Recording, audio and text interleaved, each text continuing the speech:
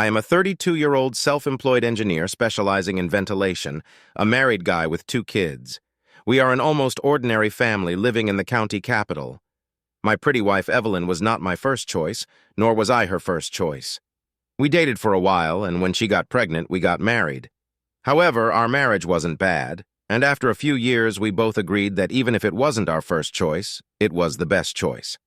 So I was okay with it when Evelyn suggested having a second child.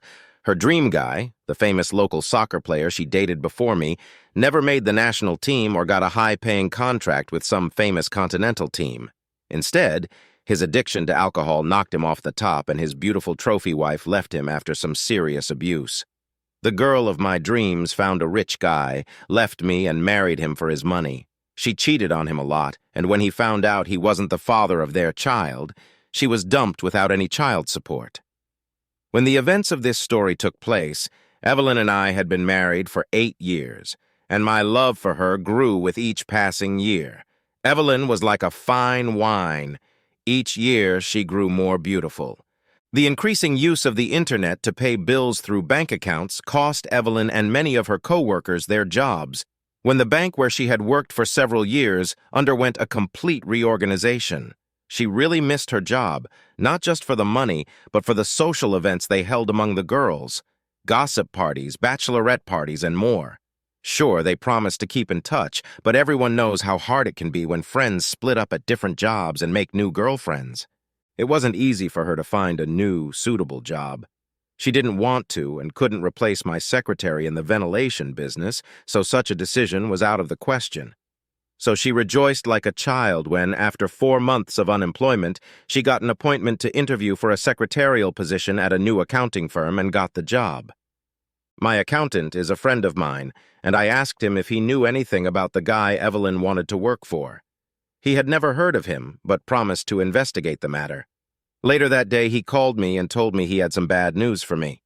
The accountant, David Peterson, was a very smart man in tax matters, but he had been fired for harassing a female client when he worked for a multinational accounting firm in our capital city. There were even gossips about his affairs with female employees and men. He was rumored to be a real asshole, so his colleagues celebrated his dismissal with a huge party. I told Evelyn what I knew about this David Peterson and suggested that she turn down the job because her boss was without a doubt a real asshole, and I expected big trouble if she took the job. She refused, and we had a fight during the most difficult period of our marriage. Evelyn is a rather attractive, tall, slender blonde with a personal charm, and I told her that a hardcore girl lover like this David Peterson was unlikely to resist the temptation to take her panties off, and with his experience, it wasn't a question of if it would happen, but rather when it would happen.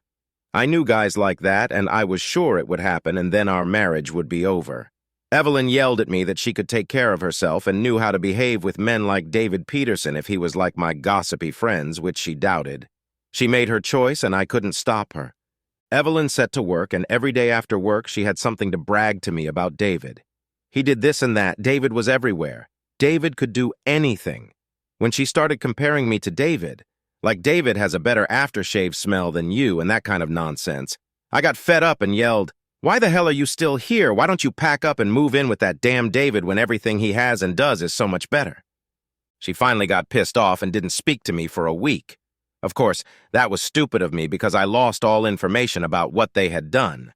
David is 45 years old and married to a very wealthy woman who is 6 years older than him. They still live in their home outside the capital of this country, where he is from Thursday evening to Monday morning. Monday through Wednesday, David lives in the room of his wife's cousin, who lives in our city. No room for Evelyn there if she did as I suggested when I got tired of her bragging about David. After a couple of weeks, I began to notice a slight change in Evelyn's behavior. I tried my best to find any clues about her relationship with David, but nothing worked. Our first big fight, when she refused to miss work, had turned our sex life from lovemaking to just sex, and I couldn't get it back on track. I realized that our marriage was in danger, and I really did my best to be the perfect husband and a good father to our children. I know some of her friends were jealous of Evelyn for having a husband like me. Then the real hype started. I had taken the day off work and was running some errands when I found that I had to meet with Evelyn about an issue. I called her, and we decided to have lunch at a self-service restaurant in the same building as David's office. When I got there, she was already seated in a secluded corner next to a man in his 40s. She introduced him as David. It was a little odd that she'd brought him along when we needed to discuss family matters, but I figured I could always ask him to take a walk if he didn't realize we needed to be left alone after the meal. After all, he was her boss, so I made polite small talk with him. Suddenly, I noticed the strange expression on Evelyn's face and the devilish smile on David's face. I even noticed his right hand resting under the table. In a fast food restaurant like this, there were no tablecloths, and we were seated at 2 tables for 2 that were pushed together. I grasped the table in front of me tightly and slid it to the side so I could see between the tables what was going on at the other end. Exactly what I was thinking. That damn asshole David had his right hand running his right hand under Evelyn's skirt and was probably fondling it with his fingers. I stood up before he could react, grabbed his tie firmly with my left hand, gave him a hard punch to the face with my open right hand, and another hard punch to the other side of his face with my open hand. After that, I grabbed a glass of Evelyn's beer from another table and poured it on his knee. Still holding him by his tie, I slapped him across the face and yelled, "Damn pervert! Why the hell are you going under my wife's skirt?" He didn't say anything back, just sat there with a stupid look on his face, surprised by my action. So I walked around the table, took Evelyn by the hand, and dragged her out of the restaurant and into the nearby parking lot where my car was parked. I managed to get her into the car before she started screaming, "What the hell did you do to David, you fucking bastard?" I yelled back, "What the hell did David do to you, and why the hell didn't you object when that fucking asshole stuck his fingers under my skirt in front of me? Or is that common behavior in his firm? But now you're done with the damn asshole and you're out of a job." "Hell no, I'll go to my job tomorrow like I always do." "To work? What job? David's goddamn whore?" Now she was totally pissed off, crying and screaming. "On Sunday the 17th, we're going to Mallorca for a week's course. David is paying and I want to go and you can't stop me." Nothing more was said, and the next day she went to her job as usual. I realized that the final countdown to our marriage was just around the corner, and I began to gather evidence. I sent a sperm detection kit from Norway and a small spy radio from England.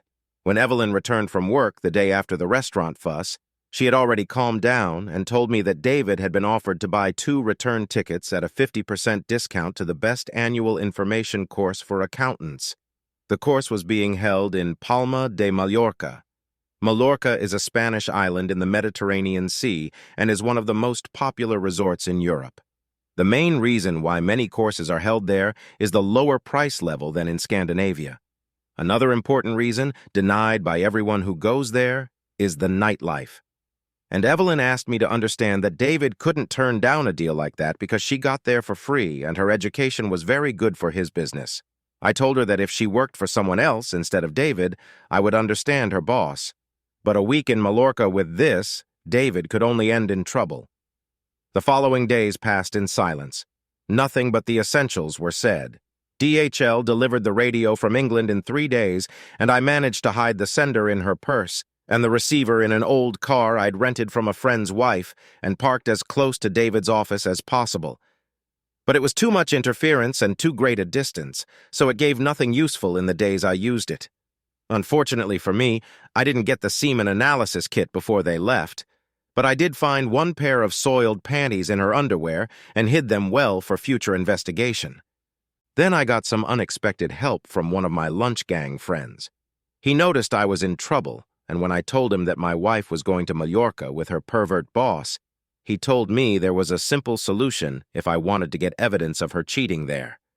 When his neighbor's wife went to Mallorca with her divorced sister, the neighbor used the services of a Spanish private investigator who gathered the necessary evidence of her adultery and got rid of her. Of course, it cost him a lot of money, but in his opinion, it was money well spent. A few hours later, I received a fax from my friend with the name and phone number of a Spanish private investigator. I immediately called him and was connected to a man who introduced himself as Felipe. After listening to my problem, he said that getting the necessary evidence was a trifling matter. I agreed to his price, and he asked me to email him her picture, information about which hotel and when her flight arrived. Evelyn did not give me any details about her course or what hotel it was at. So I called my accountant. He knew which company was running the course, and it wasn't difficult for him to find out which hotel it was being held in, and even which flight was chosen from the nearest airport. I emailed the information that evening, and the next day I received a reply from Felipe, who as usual told me piece of cake because he was very well connected at that hotel. I realized that Evelyn had decided to go with David and it was impossible to change her mind, so I mentally gave up on our marriage and avoided her as best I could. However, on the Sunday morning before she left, I made one last attempt to save the marriage. I told her, "You made your choice and left me for David. I hope you understand and accept the consequences because they are final. No nonsense after this that you regret your action and regret it.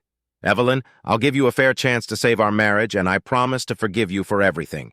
I mean everything you've done so far with David, no matter what it is.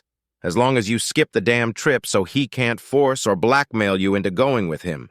If you do decide to go, you can't blame David for anything because you're leaving your home and your marriage by your own decision. We don't need David's money." She looked me straight in the eye for a while and then shook her head and said, "Don't be a stupid, jealous idiot. I love my job, and I'm grateful to have this opportunity." I responded, "Evelyn, you are playing the high game and have put your marriage on a very low odds. You have little to gain but a lot to lose in your game.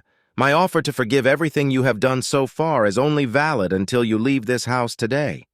After that, you will disappear from my life and from this house, not if, but when I find proof that you slept with David. Please remember that assholes like David are always bragging about their seductions. It's part of their game." She yelled at me to shut up, said hello to the kids, and carried her suitcase to the front door where I said, "I'm sorry you chose David and ruined our marriage." She didn't say anything back, so I took her hand and continued, "Goodbye, Evelyn, and thank you for all the happy years we had together before David took his crap on us. Goodbye, Evelyn." There was a serious expression on her face now, and she probably realized that we were at a crossroads where we were choosing different paths for our future. But David's influence on her was so strong that she didn't care. No kiss, no hug, just with the words, "Goodbye." She opened the door and left our marriage. The next day, Monday, I received a test kit from Norway and examined her soiled panties that I had discovered earlier. As I feared, the result was positive. Later that evening, I received an email from Felipe who informed me that my wife and her boyfriend had already had a lot of fun.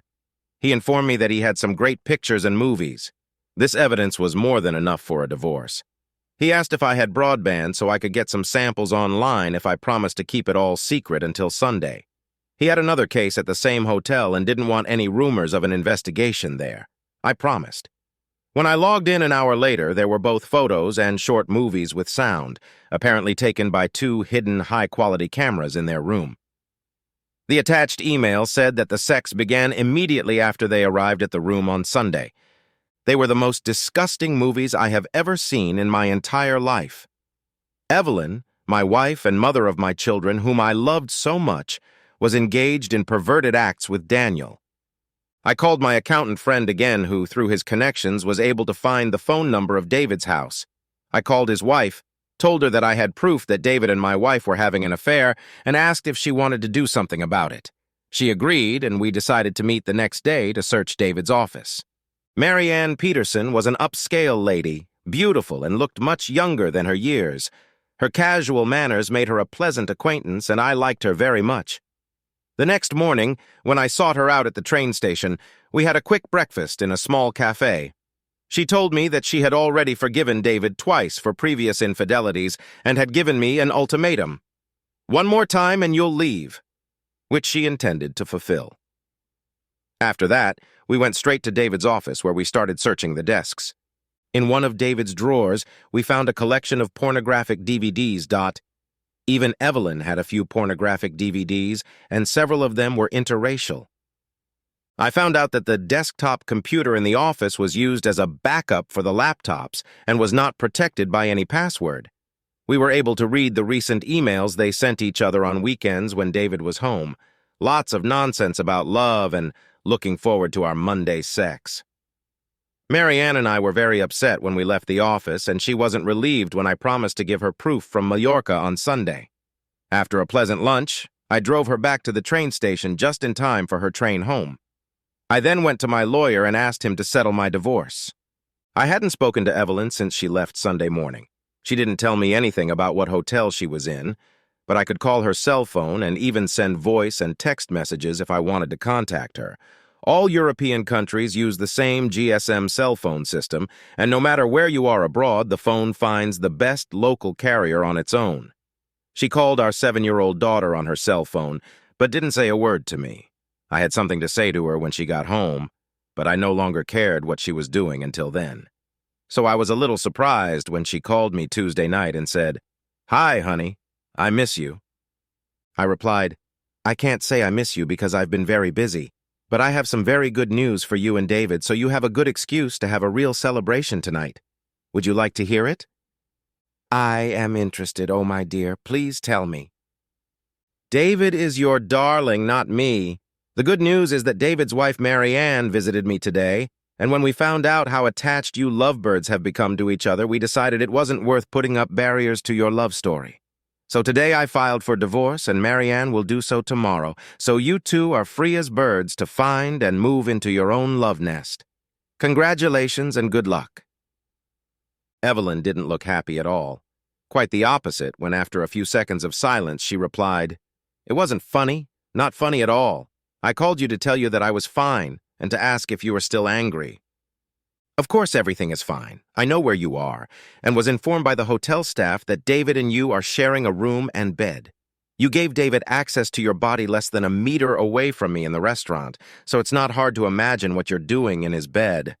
"No, Evelyn, I can't say I'm angry. More like humiliated, because it's a terrible humiliation for a man to lose his beloved wife to a creep like your fixated asshole." Now she was beginning to realize that I was being serious and became a little alarmed when she replied, "How can you say that about me, your own wife and the mother of your children who loves you?" "Because it is the brutal truth. I have proof that you slept with David in his office, and you know full well that you will have to face the consequences." When Marianne Peterson, David's wife, visited me today, we explored his office and found some interesting things there. A pile of pornography, your black imitator, a brass company whore badge, and recordings of you and David's correspondence on the computer. "Like I told you, I filed for divorce and I don't give a shit anymore.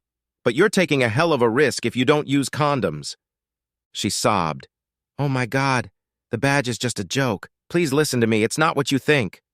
"No, it's worse than that. I even found David's seed in one pair of your panties that I picked up in our laundry basket last week. You really are a shameless, disgusting slut. That's why I took DNA tests on our children. I'm not sure I'm their father anymore." I didn't have the energy to continue, so I fell silent. She called many times during the evening, but I didn't answer. The next morning, I received an email from Felipe informing me that Evelyn was on her way home. David was at the hotel bar that evening, and when he returned from the bar after midnight, he and Evelyn started arguing and yelling in loud voices, which ended with her moving out of their room.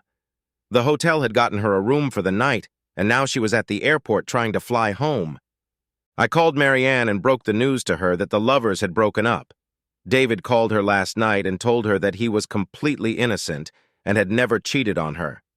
She suggested that he go camping in a very hot place and hopefully stay there forever because their divorce was going to be final.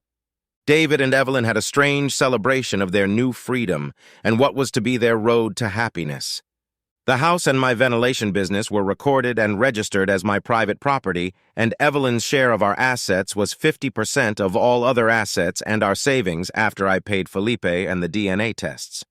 I took the day off, settled my banking, and moved her things into the spare room. I didn't expect to be able to get her out of the house before the divorce was finalized in 6 months. Evelyn came home at 7 o'clock on Thursday evening.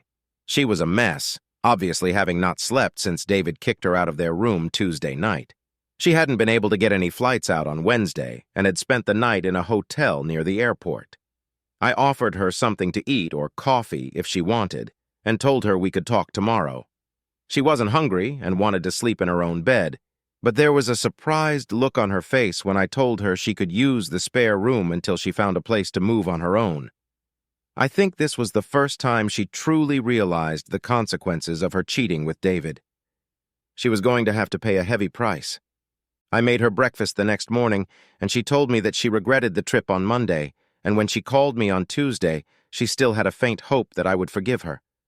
But when I told her about my and Marianne's investigation in David's office and what I knew about their shared bed, she realized that her awakening had come too late, and she was suffering terrible remorse.